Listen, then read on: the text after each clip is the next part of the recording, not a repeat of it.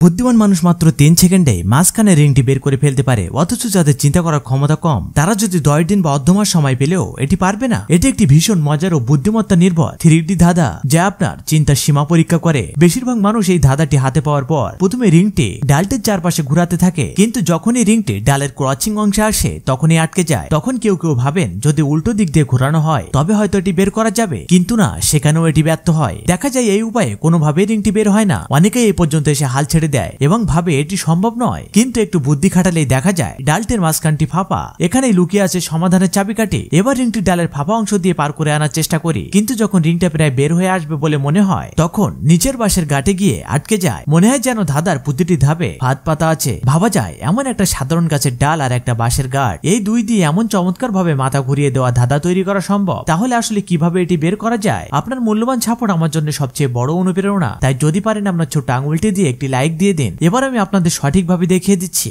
মনোযোগ দিয়ে দেখুন। এখন শুধু রিংটি ডালের মধ্য দিয়ে পার করে এনে ঘুরিয়ে নিলে সহজে রিংটি বের হয়ে যাবে। সবশেষে অনুরোধ থাকবে লাইক, সাবস্ক্রাইব ও ফলো করার জন্য।